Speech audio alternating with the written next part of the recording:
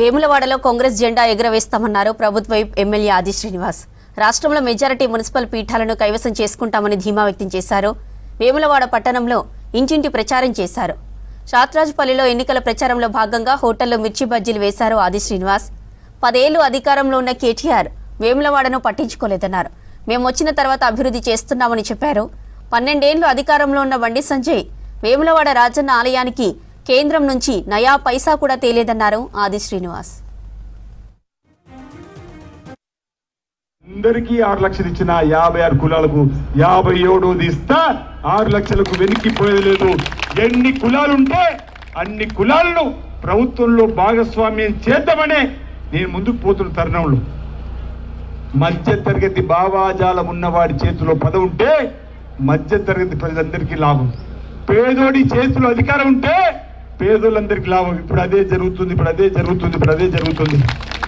గతంలో ఎమ్మెల్యే గెలిచిన వాళ్ళు ఆ పదవిని వాళ్ళ హోదాకు చిహ్నంగా వాడుకున్నారు తల్లి. కానీ ఎమ్మెల్యే పదవి ద్వారా మన ప్రాంతం నిధులు తీసుకురాలి. ఎన్ని నిధులు వస్తున్నాయి చూసింది కదమ్మా. 325 కోట్ల 20 లక్షల నిధులతోటి మరిపల్లి రిజర్వాయర్ నడుతుంది, కలిగోట సురుంగ ప్రాజెక్ట్ నడుతుంది, నచ్చపేట దగ్గర నడుతుంది, సనూరు దగ్గర నడుస్తుంది.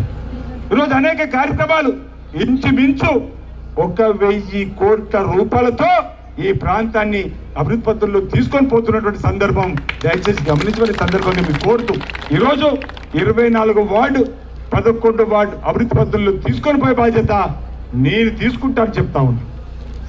ఈరోజు అన్నారం శ్రీనివాస్ ఇద్దరు కుమారాణి గారు కౌన్సిలర్ గురించి చేసే సేవల గురించి చెప్పింది. ఇదో అర్చన బజ్జీల దేవయ్య కుటుంబం వార్డు సభ్యులు ఉన్నప్పుడు చేసే సేవల గురించి చెప్పిండ్రు. నేను చేస్తున్న సేవల గురించి చెప్పిండ్రు. ఈ రోజు నేను మాట్లాడిన తీర్పు కూడా మీరు చూసింది. ఈరోజు అర్చన వెనుక ఆది శ్రీనివాస్ ఉన్నాడు, అన్నారం శ్రీనివాస్ వెనుక ఆది శ్రీనివాస్ ఉన్నాడు, నా వెనుక రేవంత్ రెడ్డి సర్కారు ఉంది. ఇక వాళ్ళ వెనుక ఎవరున్నారమ్మా?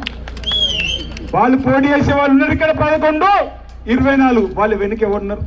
ఆ ఎన్నుకున్న వాళ్ళు మన వేలాడికి ఏమైనా చేసిండ్రా? మన వేములవాడికి ఏమైనా చేసిండ్రా అంటున్నా. 10 ఏళ్ళు అధికారులు ఉంటుంది 10 పనులు చేయబోతుంది. ఇక బీజేపీ బండి సంజయ్ అంటుండు, ఈసారి మా బీజేపీకి కేంద్రం నుంచి నిధులు వరదలాగా తీసుకొస్తా అంటుండు. ఈ 12 ఏళ్ళ నుంచి కేంద్రం ఉన్నది ఎవరు? బీజేపీ కాదా? 12 కొత్తలను ఇచ్చిర్రా ఇప్పటివరకు? అరే బీజేపీ ఏ ముఖం పెట్టుకుని ఓటు అడుగుతారో మాకు అర్థమైతలేదు. ఈరోజు బీఆర్ఎస్ పార్టీ ఏ ముఖం పెట్టుకుని ఓటు అడుగుతారో మాకు అర్థమైతలేదు. ఈ 2 పార్టీలకు ఓట్లు వేస్తే తల్లి మీ కాలనీలో రాని మిత్రులకు చెప్పారు, మురుగు కాలువలు వేసినట్టే తల్లి, మురుగు కాలువలు వేసినట్టే వాళ్ళిద్దరికి ఓట్లు వేస్తే. బాగా ఆలోచన చేయండి. ఈరోజు అధికార రాష్ట్రంలో ఉన్నది కాంగ్రెస్ పార్టీ. రేపు ఇన్ని పనులు అభివృద్ధి ముందుకు పోవాలంటే ఇక్కడ గెలవాలి కాంగ్రెస్ పార్టీ అభ్యర్థులు. మీరు ఆలోచన చేసి ఒక విషయాన్ని మీ అందరూ కూడా మనవి చేస్తున్నాం. ఎన్ని పనులు జరుగుతున్నప్పుడు ఏదైనా తేడా వస్తే రేవంత్ రెడ్డి గారు ఏం ఆలోచిస్తున్నారో గమనించమని కోరుతున్నాం. ఈరోజు ఇక్కడ నేను మీ బిడ్డగా పేద బిడ్డగా ఎమ్మెల్యేగా ఉన్న క్రమంలో ఈ పనులు చేయాలంటే నాకు చెయ్యి తిరిగే వాళ్ళని ఇస్తారా, కాళ్ళని కట్టబెట్టమని ఇస్తారా? చెయ్యి తిరిగే